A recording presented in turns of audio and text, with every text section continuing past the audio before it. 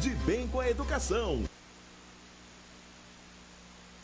Bom dia, Cláudia Bezerra. Bom dia para suas convidadas. Que bom tê-la aí de volta no nosso programa Revista Merinorte. Eu fico muito feliz de estar aqui com você toda semana. E o tema de hoje é interessantíssimo, porque a gente já vem acompanhando há muito tempo, que é reforço escolar. Interessante, inclusive, para mim, com a minha filha lá em casa, Luísla, porque reforço escolar é super importante, né? E eu tenho certeza que muitas mamães e papais que estão em casa assistindo o nosso programa, a partir de agora, vão ficar ligadinhos aí no quadro de Bem com a Educação.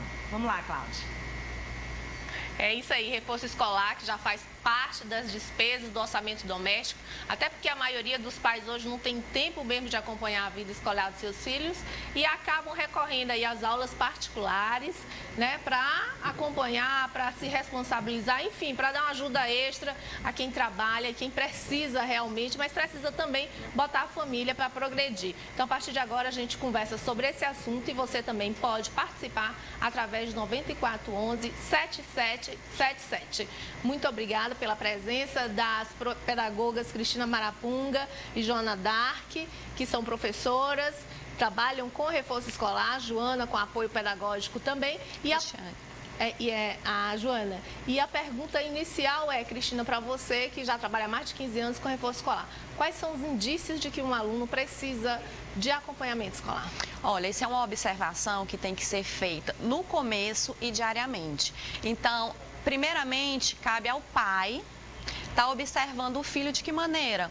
Eu vou poder acompanhá-lo? Se eu não puder acompanhá-lo, quem que eu vou procurar para fazer isso? Então, é uma observação. Eu não vejo se o aluno precisa. Se o pai não pode acompanhar, por que não procurar um local onde tenha profissionais que sejam capacitados para fazer isso e fazer um acompanhamento do começo, para que no final não exista o problema. Porque se chegar no final com um problema maior, a resolução também vai ser mais complicada. Ela falou em problema, Joana, eu pergunto para você que trabalha com programas de apoio pedagógico em todo o estado. Como definir se o problema é do aluno ou da própria escola? Bom, considerar que o aluno não está aprendendo, se ele não está aprendendo, existe um problema. Então é necessário fazer o diagnóstico da causa desse problema, não é? Então é necessário, por exemplo, a escola pública ela precisa investigar a causa desse problema. O professor em sala de aula, para que ele possa estar reforçando o aluno, porque necessariamente, para que o aluno seja reforçado, ele não precisa sair da escola. Agora, considerando o caso de que o pai não tem tempo, como a colega falou, e aí, nesse caso, o pai pode procurar um subsídio. Agora, o problema do não aprender, ele pode estar em vários lugares, não é? Ele pode estar fora da escola, dentro da escola. Então, é preciso ter esse olhar bem investigativo e se aproximar bem dessa criança, dessa prática, né, de sala de aula, para realmente observar por que o aluno não está aprendendo. Então, o professor tem que ter essa preocupação de ter uma análise diagnóstica contínua, no dia a dia, que ele possa estar teorizando bem o aluno. Ou seja, o que é teorizar? É você se aproximar do aluno para ver por que ele não está aprendendo, quais são as dificuldades dele. Isso depende de ser escola particular ou pública. Isso independente de ser escola particular ou pública. Então, aquela questão, a avaliação ela precisa ser bem multidimensional para que não seja unilateralizada. No caso de, por exemplo, associar a culpa do não aprender apenas ao aluno. Pode até ser o fator do não aprendizado, pode estar no aluno, mas de repente pode estar em outro lugar. Então são vários os fatores, existem os fatores internos e os fatores externos. E a escola não pode estar à margem disso. Não dá mais para a escola hoje, a escola do século XXI, estar fazendo avaliações unilaterais. Porque o aluno ele pode ele é copartícipe desse processo. Tem que ter um esforço, não é, dele. Agora, o que a gente tem que ter cuidado com relação ao reforço é a questão da dependência. A gente não pode levar o aluno a ficar dependente disso, não é? Então, é necessário que a gente realmente apoie o aluno, porque se ele não está aprendendo, está tendo bloqueios, vai chegar ao ponto que ele não suporta mais. Então, nesse momento é que precisa a gente estar fazendo revisões, o professor está diferenciando as situações de aprendizagem para que ele possa realmente estar fazendo o aluno progredir, porque a gente sabe, não dá mais para ter a escola, ver o aluno como uma pessoa que não é capaz de aprender. Não é? A cultura da reprovação, por exemplo, eu reprovo um aluno porque ele não atingiu determinada habilidade. Mas se você trabalhar com o aluno, um reforço, por exemplo, de uma semana intensiva, de um mês, ele poderá estar alcançando aquilo que ele não tem. Então, nós somos, o ser humano, ele é um aprendiz e a aprendizagem é um porvir. Né? Então, a escola precisa estar bem... Complementando o que a Joana está falando também, é importante a gente estar observando que a educação de uma criança se faz com pais educadores. Você não pode jogar a responsabilidade só em cima da escola, a professora em cima do aluno ou dos pais. É um trabalho conjunto, tá? E a parte do reforço também ela é importante, porque a gente tem que tirar da cabeça que o reforço é um local para alunos que têm problema. O reforço não é um local para alunos que têm problema. É um local onde você vai deixar seu filho, como eu falei no princípio, né, com profissionais que sejam capacitados para aquilo, para estar reforçando. O que é o reforçar? É aprender mais, é você estar além daquilo que você se propõe, né, e sempre está melhorando. Então, eu vejo o reforço escolar não como um problema, como um auxílio, tanto para o aluno como para os pais, desde que seja feito assim, pais, educador. Você não pode terceirizar serviço, é complemento. Cristina, o aluno tímido, é problema, é mito de que ele tem mais dificuldade de aprender do que os outros? Mito, porque o professor e o educador que está em sala de aula tem por obrigação saber chegar no seu aluno e para isso você tem que respeitar o aluno na sua individualidade. Eu não posso exigir de um aluno tímido que ele seja igual e faça igual ao aluno que é extrovertido. Não, você tem que tirar dele da maneira que ele se sinta confortável, porque se você for fazer o contrário, exigir uma coisa que ele não tem para te dar, ele vai bloquear. Simplesmente ele vai se bloquear. Pois não. Mas considerando também, né, complementando a fala da nossa colega, que o aluno, se o ser humano é um ser aprendiz, a aprendizagem é um porvir, se eu tenho um aluno tímido em sala de aula, eu posso trabalhar com esse aluno para que ele provoque mudança nesse comportamento dele. Porque a escola hoje, nós não precisamos mais trabalhar só para o aluno ampliar conceitos, princípios, ideias, mas eu também posso provocar o aluno para mudar comportamentos, atitudes, valores. E a escola tem que estar atenta hoje a isso. O próprio Ministério da Educação, né, a Declaração Mundial de Educação para Todos, ela traz lá essa perspectiva de dimensão que o professor tem que ter hoje dentro da sala de aula, conceitual, atitudinal, procedimental. Então, eu não posso mais estar só fazendo o que a escola tradicional fazia, formar grandes intelectuais que acumulem conhecimentos, o máximo de conhecimento. Hoje o conhecimento é importante, mas o papel da escola mudou, porque nós estamos numa sociedade da comunicação, da informação, que é muito rápida. Então a gente tem que preparar o aluno para interagir com essa diversidade, com essa diferença, com essa... Então o reforço escolar deve fazer parte do projeto pedagógico da escola? Com certeza, com certeza. Respeitando a metodologia de cada escola. Professoras, quais são as maiores dificuldades dos alunos? Olha, no reforço escolar hoje, interpretação de texto, hábito de leitura. Eu, como professora e às mãe... vezes o aluno traz dos pais, né? E é isso que eu ia complementar. Exemplo, né? Hoje, o pai vai numa loja e compra um computador de última geração, compra um videogame de última geração e não leva na livraria para comprar um livro. É um hábito que vem de criança. Se você costuma ler na barriga.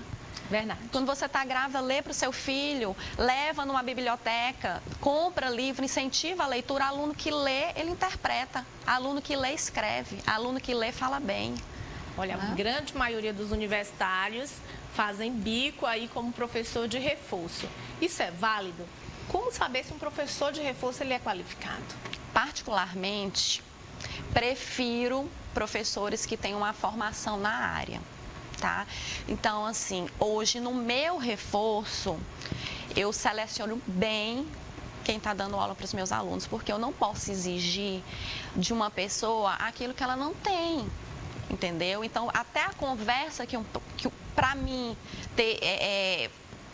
conversar com o professor, ele tem que estar por dentro daquilo que eu estou querendo para os meus alunos. Então, eu prefiro que seja da área de educação. Isso mesmo? É isso mesmo. Agora...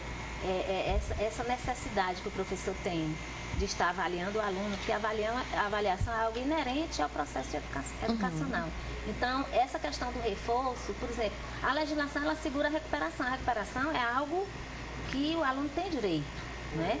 Então, o professor não pode negar e não pode achar que o aluno não é capaz de buscar e de aprender. Isso. Ele precisa ser provocado, o aluno precisa ser provocado. Sair da inércia e buscar subsídios para sobreviver nessa sociedade, como cidadão, como sujeito de direitos e deveres. Ele precisa interagir com essa sociedade, porque a vida não é só os 4 cantos de uma sala que alguém está dando reforço. Isso. A vida está lá fora, então o aluno tem que aprender, buscar aprendizados que ele possa sobressair das situações.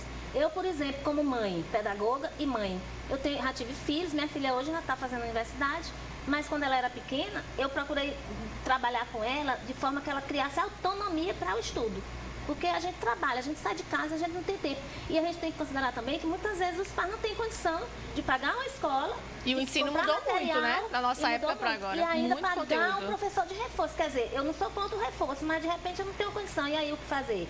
É você mobilizar situações de aprendizagem dentro da própria casa. Então o que é que eu fazia? Eu acompanhava minha filha, colocava ela do meu lado, mas eu só orientei até a 3ª série do ensino fundamental. E eu deixava lá todas as atividades para ela fazer. Quando eu chegava, eu ia cobrar. Dá umas dicas aí pra gente, então ensina como é que isso ela funciona. fazer. Então eu fazia o horário dela de estudo em casa, fazendo conexão com o horário da escola. Para que ela pudesse, por exemplo, hoje tem aula de matemática, de português, ela já tem estudado o assunto que o professor deu, porque o aluno precisa estudar para ele gerar dúvidas. A gente aprende. Quando o aluno está aprendendo, ele está tendo dúvidas. A dúvida não é negativa para o aprendizado, porque a gente aprende levantando hipóteses. Então, quanto mais tu está tendo dúvida, é sinal que tu está aprendendo. Então, eu fazia isso com ela, colocava o horário na parede, deixava questionários, deixava questões, e à noite, quando eu chegava, eu ia fazer, eu tinha que cumprir, porque quando você delega uma missão para a pessoa, você tem que cobrar. E aquilo que não é feito tem que ter uma punição. Não uma punição no sentido de você ir, mas no sentido dela perceber que ela tem que trabalhar com o tempo, ela precisa cumprir isso. Até porque lá fora é exigido tempo. Você vai fazer um concurso, você vai fazer vestibular, tudo tem tempo. Então não posso assim, você vai fazer uma atividade, eu vou te dar 5 horas. Não, tu tem que tentar fazer em meia hora e 1 hora. Você ir desenvolvendo essas habilidades, que o aluno é capaz de desenvolver. Quer dizer, eu não vou cobrar do aluno que ele ainda não tem, mas eu preciso provocar ele a ter essas habilidades, essas competências que a sociedade contemporânea está exigindo. E complementando o que a Joana falou, onde entra o reforço escolar, que a gente também tem que compreender o outro lado da mãe, que é médica, que é dentista, que é pedagoga. Chega em casa, só dá tempo. Não é pedagoga, e procurar um reforço e tirar esse mito que reforço dá resposta para aluno. Reforço é um local, repetindo, de profissionais capacitados para ensinar o aluno a estudar. É diferente de fazer a tarefa de dar resposta. Até porque existe mães em casa também, por não ter paciência, acaba dando a resposta para o aluno. Livre. Entendeu? Então, acho que tudo é um contexto e deve ser analisado da melhor maneira possível. Mas nas escolas de reforço hoje, existem outras atividades lúdicas? No reforço é possível inserir outras atividades que não seja só o estudo? Posso falar por mim, né? Os meus alunos, eles estudam, fazem as tarefas e eu faço a ciranda da leitura. O que é a ciranda da leitura?